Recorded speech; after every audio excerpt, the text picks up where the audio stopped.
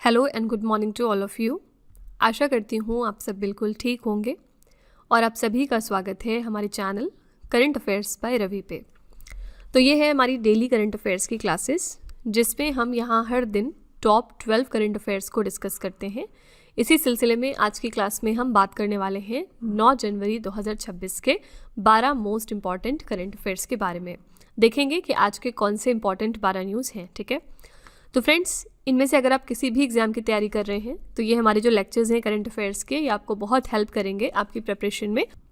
मैं आपको ये भी बता दूं कि हमारी करंट अफेयर्स क्लासेस की खासियत ये है कि हम करंट अफेयर्स के साथ साथ रिवीजन पे भी बहुत ज़्यादा ध्यान देते हैं। आपको हम कोशिश करते हैं मैक्सिमम चीज़ें रिवाइज करवाने की एक ही सेशन में। तो बेसिकली बहुत कम आपका यहाँ पर समय लेते हुए हम आपको बहुत कुछ पढ़ाने की कोशिश करते हैं। और अगर आप पहली बार हमारे चैनल को विजिट कर रहे हैं तो बातों पर ना जाते हुए आप खुद इन क्लासेस को 10 दिन तक ट्राई करके देखिए और फिर इसका जो रिजल्ट है वो आप अपने मॉक टेस्ट और एग्जाम्स में ज़रूर देखेंगे। ठीक है, तो फ्रेंड्स, विद दिस नोट चलिए हम आज की क्लास अपनी स्टार्ट कर लेते हैं। और सबसे पहले हम क्विक रिवीजन करते हैं, यानी कि एक दिन पहले हमने जो टॉप 12 करंट अफेयर्स किए होते हैं उनको यहाँ हम दोबारा से रिवाइज करते हैं सरसरी निगाह से। तो कल का हमने पहला क्वेश्चन किया था, नृत्य कलानिधि पुरस्कार 2025 से किस भरतनाट्यम कलाकार को सम्मानित किया गया। तो नृत्य कलानिधि पुरस्कार दिया गया है उर्मिला सत्यनारायण को, ये भरतनाट्यम कलाकार हैं। सेकेंड क्वेश्चन हमने किया था, जनवरी 2026 में भारत ने किस देश के नागरिकों के लिए नया ई बिजनेस वीज़ा शुरू किया है। तो ये देश था चीन। तीसरा प्रश्न है, भारतीय सशस्त्र बलों के लिए खारे और समुद्री पानी को पीने योग्य बनाने वाली स्वदेश नामक जल शोधन प्रणाली को किसने विकसित किया। तो इसको डेवलप किया है DRDO ने, यानी डिफेंस रिसर्च डेवलपमेंट ऑर्गेनाइजेशन ने। और स्वदेश का यहाँ पर फुल फॉर्म था sea water desalination system. Question number 4 था, केंद्रीय मंत्री राजीव रंजन सिंह ने भारत के पहले वाणिज्यिक उष्णकटिबंधीय ट्राउट फार्म का उद्घाटन कहाँ पर किया है। इसका उद्घाटन तेलंगाना के हैदराबाद में हो गया है। नेक्स्ट है, पृथ्वी घूर्णन दिवस 2026, जिसको हम अर्थ रोटेशन डे कहते हैं, ये कब मनाया गया। 8 जनवरी को हर साल हम ये डे सेलिब्रेट करते हैं। क्वेश्चन नंबर 6 था, किस देश ने IPL 2026 के प्रसारण पर रोक लगा दी है। ये देश था बांग्लादेश। क्वेश्चन नंबर 7 हमने किया था, स्पेस एक्स ने किस देश के कॉस्मो स्काई मेड पृथ्वी अवलोकन उपग्रह को सफलतापूर्वक लॉन्च कर दिया। ये देश है इटली। कौन से रॉकेट का यहाँ पर इस्तेमाल हुआ है, स्पेस एक्स का फाल्कन 9 रॉकेट। ठीक है, क्वेश्चन नंबर 8 हमने किया था, वर्ष 2026 और 27 की अवधि के लिए संयुक्त राष्ट्र सुरक्षा परिषद के नए अस्थायी सदस्य कौन से बन गए हैं। तो ये देश हैं बहरीन, कोलंबिया, कांगो, लातविया और लाइबेरिया। ठीक है, हमने यहाँ पर बात की थी कि इसमें 5 स्थायी सदस्य होते हैं और 10 अस्थायी सदस्य होते हैं। ठीक है, जनवरी 2026 में खेलो इंडिया बीच गेम्स का दूसरा संस्करण कहाँ पर शुरू हो गया है। ये दीव में शुरू हुआ है। इसके लिए शुभंकर रखा गया है पर्ल। ठीक है, क्वेश्चन नंबर 10 है, जनवरी 2026 में भारत के किस राज्य में पहली बार दुर्लभ सैंडलवुड यानी चंदन तेंदुआ देखा गया है। ये हमें कर्नाटक राज्य से स्पॉट हुआ है। नेक्स्ट है, जनवरी 2026 में शक्तिशाली बर्फीले तूफान एजरा ने किस देश को प्रभावित किया। इसने हिट किया अमेरिका को। और क्वेश्चन नंबर 12 था, जर्मनी के चांसलर जनवरी 2026 में पहली बार भारत की आधिकारिक यात्रा पर आने वाले हैं और इनका नाम क्या है। इनका नाम था फ्रेडरिक मर्ज। ठीक है, तो फ्रेंड्स, ये हमारे टॉप 12 करंट अफेयर्स थे कल के। अगर आप इनको और ज़्यादा अच्छे तरीके से समझना चाहते हैं, हर क्वेश्चन की डिटेलिंग जानना चाहते हैं, तो आप हमारा कल का लेक्चर रेफर करिएगा। वहाँ पर हमने हर क्वेश्चन को बहुत ही अच्छे तरीके से डिस्कस किया था। ठीक है, तो आज की क्लास पर आने से पहले बस एक छोटी सी इन्फॉर्मेशन और है आपके लिए। हमारी जो दिसंबर मंथ की करंट अफेयर्स की ई बुक है 2025 के लिए, वो वेबसाइट पर लॉन्च की जा चुकी है। और इसके अलावा अगर आपको पिछले 11 महीने की करंट अफेयर्स का ई बुक चाहिए, जिसमें जनवरी से लेकर नवंबर 2025 तक के सारे इंपॉर्टेंट करंट अफेयर्स हो, तो ये वाली ब्रह्मास्त्र PDF भी आपको मिल जाएगी हमारी वेबसाइट www.roybookspdf.com पर। ये छोटा सा सैम्पल है हमारी दिसंबर मंथ की करंट अफेयर्स की ई बुक का। आप देख सकते हैं कि 500 से ज़्यादा प्रश्न हमने यहाँ पर डिस्कस किए हैं। और हर क्वेश्चन की खासियत ये है कि हम हर क्वेश्चन में highlights, important point, static GK और पिक्चर्स का अच्छे तरीके से इस्तेमाल करते हैं ताकि आपको प्रॉपर अंडरस्टैंडिंग हो सके हर प्रश्न में। ठीक है, तो अगर आप इंटरेस्टेड हैं, अगर आप हमारी इन ई बुक्स को परचेज़ करना चाहते हैं, तो ये वेबसाइट है, आप यहाँ पर जाकर इनको ज़रूर चेकआउट कर लीजिएगा। साथ ही ये है हमारा मोबाइल एप्लीकेशन, जिसका नाम है रवि स्टडी ऐप। आप इसको भी प्ले स्टोर पे जाके अपने फ़ोन में इंस्टॉल कर सकते हैं। इसमें आपको बहुत सारे अलग अलग फीचर्स मिलेंगे, जैसे कि GS की टेस्ट सीरीज़ है। इस वीडियो का फ्री PDF यहाँ पर मिल जाएगा। करंट अफेयर्स के नोट्स यहाँ पर हैं, यूट्यूब के वीडियो नोट्स, करंट अफेयर्स की टेस्ट सीरीज़ आप यहाँ पर लगा सकते हैं, फ्री टेस्ट यहाँ पर आपको मिल जाएगा, एटसेट्रा। ठीक है, तो आप इस एप्लीकेशन को अपने फ़ोन में आप इंस्टॉल करके इसका फ़ायदा उठा सकते हैं। आप इसको ज़रूर इंस्टॉल कर लीजिएगा करंट अफेयर्स की प्रिपरेशन के लिए, ठीक है। तो फ्रेंड्स चलिए फिर आज की क्लास पर अपने हम आते हैं और देखते हैं कि आज का पहला क्वेश्चन क्या है। आज का पहला प्रश्न है, सड़क निर्माण में व्यावसायिक स्तर पर बायोबिटुमेन का उत्पादन करने वाला दुनिया का पहला देश कौन सा बन गया है। तो कौन सा पहला देश बना है दुनिया का जिसने कि बायोबिटुमेन प्रोड्यूस किया है on a commercial scale for road construction. यहाँ पे करेक्ट आंसर हो जाएगा ए ऑप्शन, भारत। ऐसा करने वाला पहला देश बन गया है भारत, ठीक है। तो भारत दुनिया का पहला देश बन गया जो सड़क निर्माण में व्यावसायिक स्तर पर बायोबिटुमेन का उत्पादन करने लगा है। इसे CSIR, CRRI और IIP, ये दोनों बॉडीज CSIR की होती हैं। CRRI क्या है, केंद्रीय सड़क अनुसंधान संस्थान, और IIP है भारतीय पेट्रोलियम संस्थान, ठीक है। इन्होंने मिलकर स्वदेशी तकनीक से इसको डेवलप किया। ये बायोबिटुमेन मुख्य रूप से कृषि अवशेषों जैसे धान की पराली और लिग्निन से पायरोलिसिस प्रक्रिया के माध्यम से बनाया जाता है, ठीक है। देखिए बिटुमेन जो होता है इसका इको फ्रेंडली जो फॉर्मेट है उसको बायोबिटुमेन कहते हैं। इसको एनिमल वेस्ट और वेजिटेबल ऑयल वगैरह का मिक्सचर करके डेवलप किया जाता है, ठीक है। तो आपको ध्यान में रखना है कि पहला ऐसा देश जिसने कि बायोबिटुमेन को प्रोड्यूस किया है on a commercial scale for road construction, ये कौन सा देश है, ये है भारत, ठीक है। ए ऑप्शन यहाँ पर बिल्कुल करेक्ट हो जाएगा। तो इसी के साथ चलिए हम थोड़ी सी चीज़ें रिवाइज कर लेते हैं जो विश्व में पहली बार हुई हैं 2025 में। पहला है, स्टील और एल्युमिनियम पर दुनिया का पहला कार्बन टैक्स इंप्लीमेंट किया है यूरोपीय संघ ने। अंतरिक्ष में जाने वाली पहली व्हीलचेयर उपयोगकर्ता बन गई है मिची बेंटहॉस। दुनिया की पहली AI लैब असिस्टेंट प्रणाली जिसका नाम आइला है, ये किस संस्थान ने विकसित किया है, इसको IIT दिल्ली ने डेवलप किया। अमेजन की बिना डंक वाली मधुमक्खियों को दुनिया में पहली बार कानूनी अधिकार दे दिए हैं पेरू देश ने। स्पाइनल मस्कुलर एट्रोफी के इलाज के लिए विश्व की पहली इतविस्मा जीन थेरेपी इंप्लीमेंट की है अबू धाबी ने। नेक्स्ट है, 400 साल पुरानी पारंपरिक डाक सेवा बंद करने वाला विश्व का पहला देश बना डेनमार्क। 16 साल से कम उम्र के बच्चों के लिए सोशल मीडिया पर बैन लगाने वाला दुनिया का पहला देश है ऑस्ट्रेलिया। ये मोस्ट इंपॉर्टेंट क्वेश्चन है आपके एग्जाम के लिए। राष्ट्रीय व्यंजन के लिए यूनेस्को की मान्यता प्राप्त करने वाला विश्व का पहला देश बना इटली। विश्व का पहला स्वायत्त समुद्री शिपयार्ड डेवलप हुआ है भारत के आंध्र प्रदेश में। गूगल ने दुनिया में पहली बार अपना पहला क्रेडिट कार्ड किस देश में लॉन्च किया है, आंसर है भारत, ठीक है। तो फ्रेंड्स ये वो चीज़ें हैं जो 2025 में पहली बार विश्व में हुई हैं, इनको आपको ध्यान में रखना है क्योंकि कोई भी चीज़ विश्व में या नेशनल लेवल पे पहली बार अगर होती है तो हाईलाइट हो जाती है और आपके एग्जाम में पूछने के चांसेस उसके बढ़ जाते हैं, ठीक है। क्वेश्चन नंबर 2 पे चलते हैं। जनवरी 2026 में मद्रास संगीत अकादमी द्वारा संगीत कलानिधि पुरस्कार 2025 से किसे सम्मानित किया गया है। तो संगीत कलानिधि अवार्ड किसको दिया गया है, म्यूजिक एकेडमी मद्रास के द्वारा। यहाँ पर करेक्ट आंसर हो जाएगा option number A, that is RK Shriram Kumar, ठीक है। इनको संगीत कलानिधि अवार्ड मिला है 2025 का।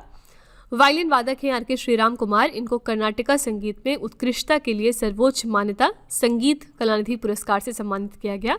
संगीत कलानिधि पुरस्कार जो है इसकी स्थापना 1942 में मद्रास संगीत अकादमी द्वारा की गई थी और प्राप्तकर्ताओं को एक स्वर्ण पदक और एक बिरुद पत्र यानी उद्धरण मिलता है यहाँ पर, ठीक है। तो आपको याद रखना है कि इसके विनर कौन थे संगीत कलानिधि अवार्ड के इस साल, आंसर है RK श्रीराम कुमार। और पीछे हमने रिवीजन में देखा है कि अगर हम बात करेंगे नृत्य कलानिधि अवार्ड की, नृत्य कलानिधि अवार्ड ये किसको दिया गया है, तो इसके लिए विनर हैं उर्मिला सत्यनारायण, ठीक है। और ये कौन है, ये एक भरतनाट्यम डांसर है, ठीक है। इनके बारे में हमने कल डिटेल में डिस्कस किया था। फिलहाल याद रखिएगा संगीत कलानिधि अवार्ड दिया गया RK श्रीराम कुमार को और नृत्य कलानिधि अवार्ड दिया गया है उर्मिला सत्यनारायण को, ठीक है। क्वेश्चन नंबर 3 है, इसरो ने ब्रह्मांडीय धूल के कणों के अध्ययन के लिए पहले स्वदेशी डस्ट डिटेक्टर को किस मुख्य मिशन के साथ लॉन्च किया था। इसरो ने लॉन्च कर दिया पहला इंडिजिनस तरीके का dust detector cosmic dust particles को स्टडी करने के लिए with which main mission. Correct answer हो जाएगा बी ऑप्शन, एक्सपोसैट, ठीक है। इनका मिशन ये है एक्सपोसैट। मिशन का नाम है एक्सपोसैट जिसका फुल फॉर्म है एक्सरे पोलारीमीटर सैटेलाइट। चर्चा में क्यों है, तो इसरो ने अंतरिक्ष से पृथ्वी पर बरसने वाले अदृश्य अंतर्ग्रहीय धूलकणों का पता लगाने में बड़ी सफलता हासिल कर ली है। स्वदेशी तकनीक से बने मात्र 3 किलो के डस्ट एक्सपेरिमेंट उपकरण ने ब्रह्मांडीय धूल की हलचल को रिकॉर्ड किया जो हर 1000 सेकंड में पृथ्वी से टकराते हैं, ठीक है। और इसकी लॉन्च तिथि है 1 जनवरी 2024 और इसके लिए हमने लॉन्च व्हीकल कौन सा यूज़ किया, तो PSLV C58, ठीक है। तो ऑलरेडी ये आप देख सकते हैं कि 2 साल पहले लॉन्च हुआ 2024 में, लेकिन हाल ही में इसने कुछ रिसेंट फाइंडिंग्स की हैं, कुछ नया पता लगाया है, इसकी वजह से ये फिर से न्यूज़ में आ गया था, ठीक है। तो यहाँ पे करेक्ट आंसर हो जाएगा बी ऑप्शन, एक्सपोसैट, ठीक है। और इसरो की यहाँ पर अगर हम बात करेंगे तो इसरो 2026 में न्यूज़ में आया था because of blue bird block 2 satellite. ठीक है, बहुत ज़्यादा चर्चे में था ये ब्लू बर्ड ब्लॉक 2 सैटेलाइट, अभी रिसेंट बहुत ज़्यादा करंट अफेयर्स में ये इंक्लूडेड है। तो ये जो सैटेलाइट है, फर्स्ट ऑफ ऑल ये कौन से देश का है, यूएस का है, याद रखिएगा। और इसको लॉन्च किया गया था किस लॉन्च व्हीकल का यूज़ करते हुए, तो LVM-3M6 का हमने यहाँ पर यूज़ किया था। ठीक है, तो ये सारे फैक्ट्स आपको ध्यान में रखने हैं। क्वेश्चन नंबर 4 है, 4 से 14 वर्ष के बच्चों के लिए मूल्य आधारित शिक्षा कार्यक्रम संस्कारशाला किस राज्य सरकार ने शुरू किया है।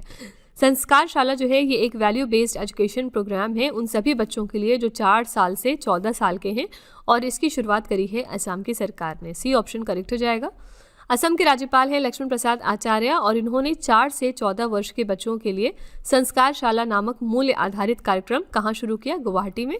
ये कार्यक्रम बच्चों में नैतिक, सामाजिक और सांस्कृतिक जागरूकता बढ़ाने के लिए असम भर में चलाया जा रहा है, जिसमें कार्यशाला, गतिविधियां और कौशल विकास शामिल हैं। ठीक है, तो याद रखिएगा कि ये इनिशिएटिव किसका है, असम सरकार का है। ठीक है, ऐसा सिमिलर इनिशिएटिव गुजरात सरकार ने भी पिछले दिनों लॉन्च किया था। इसका नाम इन्होंने रखा था पा पगली। ठीक है, ये इनिशिएटिव, इसका मतलब होता है फर्स्ट स्टेप्स ऑफ बेबी।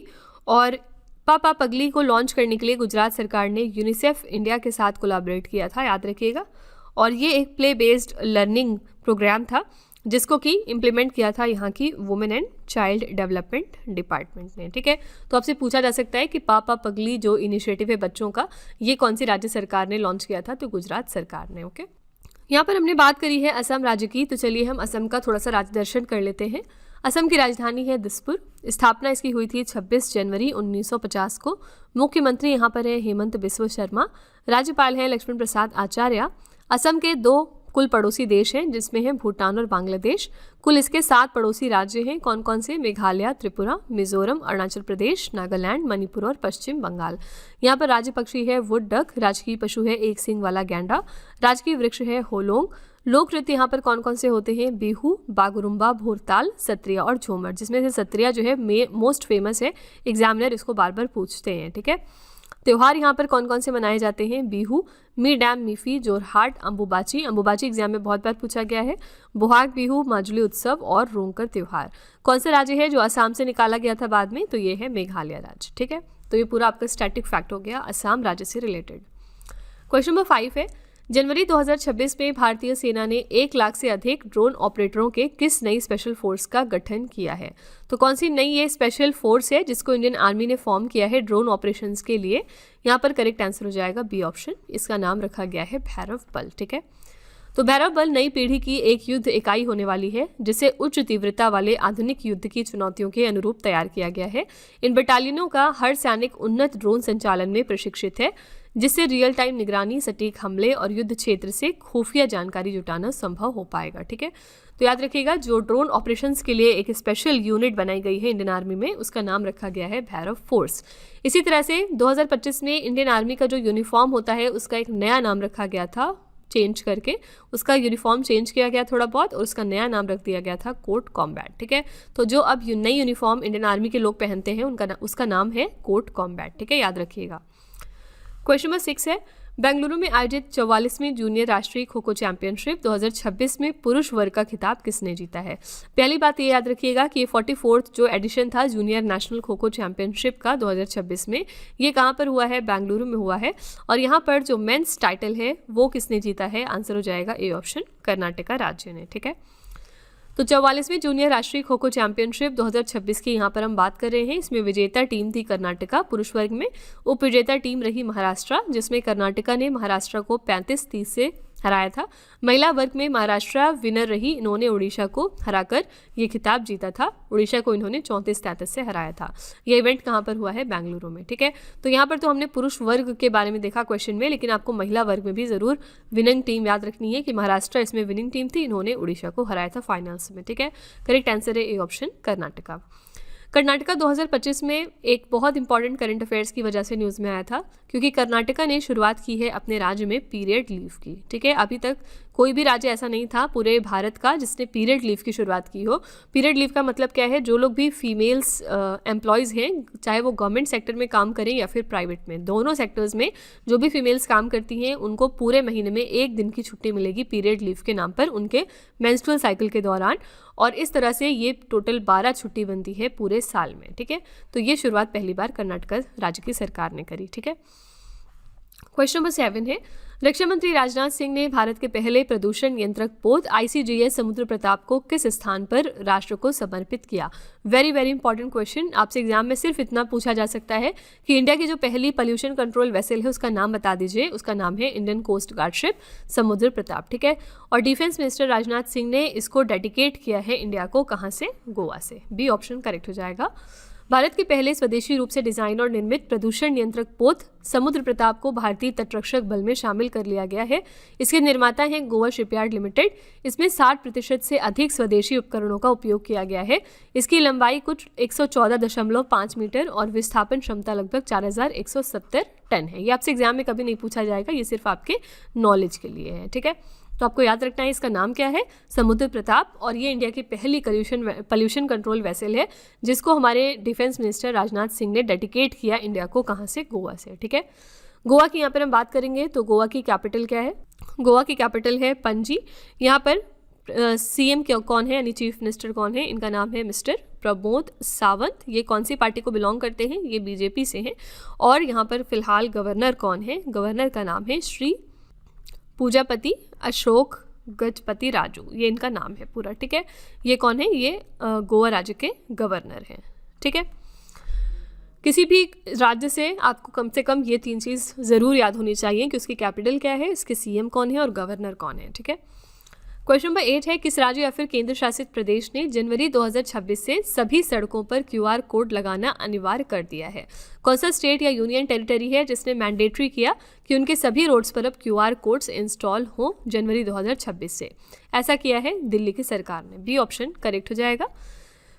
तो दिल्ली लोक निर्माण विभाग ने 1 जनवरी 2026 को नए दिशा निर्देश जारी किए जिसके तहत राजधानी की सड़कों पर लगने वाले सभी नए साइन बोर्डों पर QR कोड लगाना अनिवार्य हो गया है। QR कोड को स्कैन करने पर निर्माता का नाम, निर्माण की तारीख, इस्तेमाल की गई सामग्री और 10 साल की वारंटी जैसी जानकारियां आपको मिलेंगी। ठीक है, तो ये जो स्कैनर है ये कहाँ पर लगा होगा, सारे के सारे जो हमारे रोड्स हैं दिल्ली में वहाँ पर। ठीक है, बी ऑप्शन यहाँ पर बिल्कुल करेक्ट है। यहाँ पर हमने बात करी QR की, तो UPI के बारे में एक फैक्ट याद रखिएगा कि जो हमारा यूनिफाइड पेमेंट इंटरफेस है इसको अडॉप्ट करने वाला हमारा लेटेस्ट नेशन कौन सा बन गया है, कतर। ठीक है, कतर 8वां नेशन बना जिसने इंडिया के UPI को अडॉप्ट किया है। इसी के साथ 7 और नेशंस कौन से थे, हमने ऑलरेडी बहुत बार रिवाइज किया है। इसमें पहला देश था भूटान, दूसरा देश है यहाँ पर सिंगापुर, तीसरा देश है आपका मॉरिशस, फिर इसके बाद है नेपाल और फिर UAE, इसके बाद फिर श्रीलंका और फ्रांस। ठीक है, ये 7 नेशंस हो गए और 8वां जो नेशन है जिसने हमारे UPI को अडॉप्ट किया वो लेटेस्ट नेशन है कतर, जिसने 2025 में ऐसा किया था। ठीक है, क्वेश्चन नंबर 9 है, जनवरी 2026 में केंद्रीय मंत्री डॉक्टर जितेंद्र सिंह ने किस शहर में विश्व की दूसरी राष्ट्रीय पर्यावरण मानक प्रयोगशाला का उद्घाटन किया है। तो हमारे मिनिस्टर डॉक्टर जितेंद्र सिंह ने इनॉग्रेट कर दिया है दुनिया की 2nd national environmental standards laboratory को। कौन सी सिटी में, आपसे ये पूछ रहे हैं, तो करेक्ट आंसर हो जाएगा सी ऑप्शन, नई दिल्ली में। ठीक है, तो राष्ट्रीय पर्यावरण मानक प्रयोगशाला जो है ये विश्व की दूसरी ऐसी प्रयोगशाला है। जो इसकी पहली प्रयोगशाला वो कहाँ पर है, वो ब्रिटेन में है।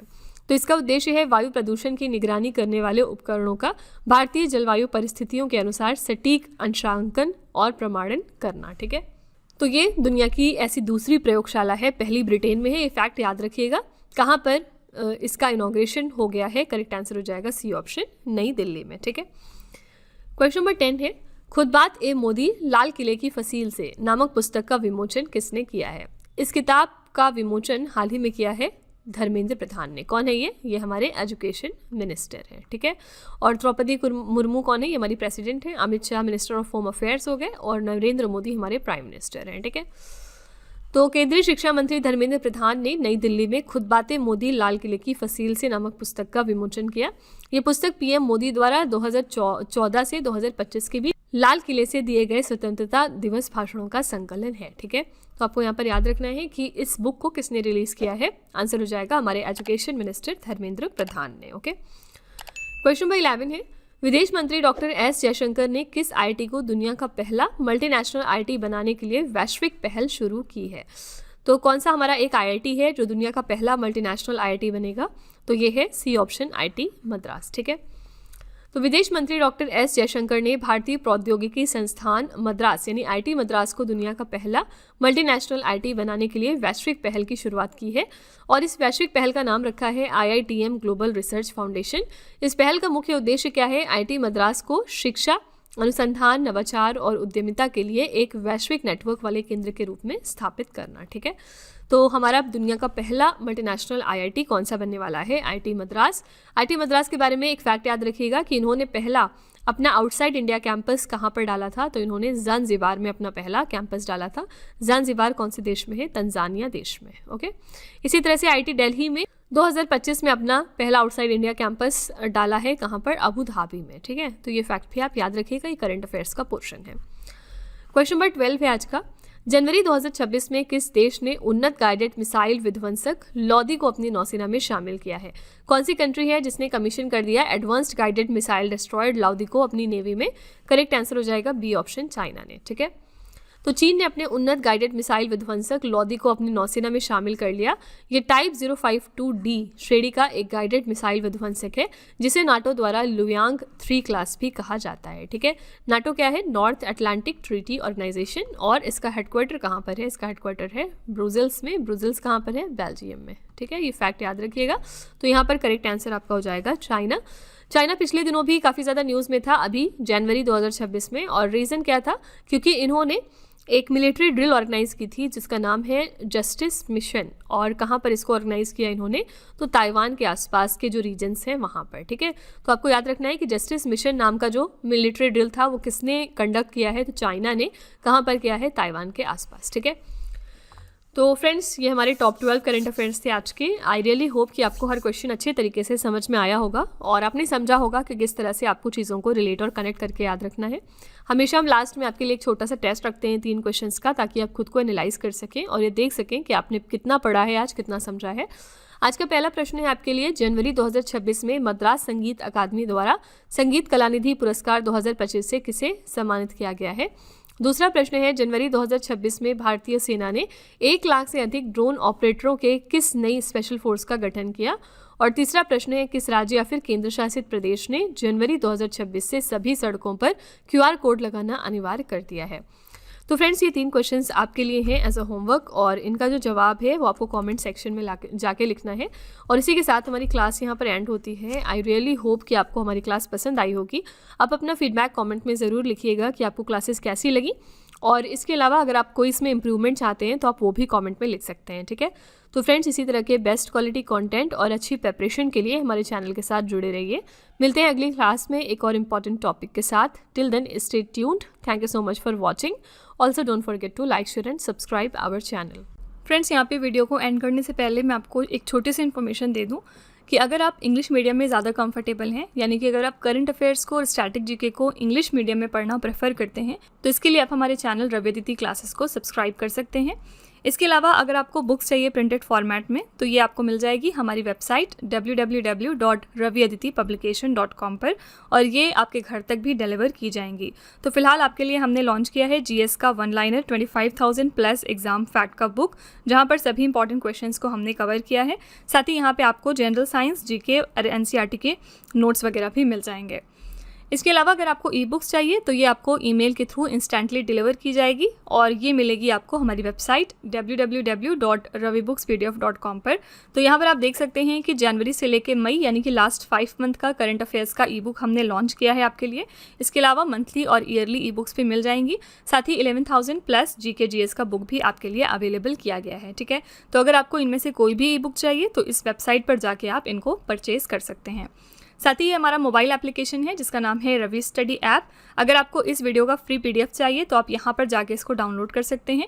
इस एप्लीकेशन में और भी चीज़ें हैं आपके लिए, जैसे कि GS की टेस्ट सीरीज़, करंट अफेयर्स के नोट्स, यूट्यूब के वीडियो नोट्स, करंट अफेयर्स की ई बुक्स, GK GS की ई बुक्स एटसेट्रा। ठीक है, तो आप इस एप्लीकेशन को डाउनलोड करके फर्दर एक्सप्लोर कर सकते हैं।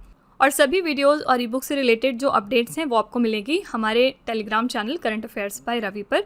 तो इसको भी आप ज़रूर ज्वाइन कर लीजिएगा, जिससे कि आप हमारे सारे न्यू लॉन्चेस से अपडेटेड रहें। ठीक है।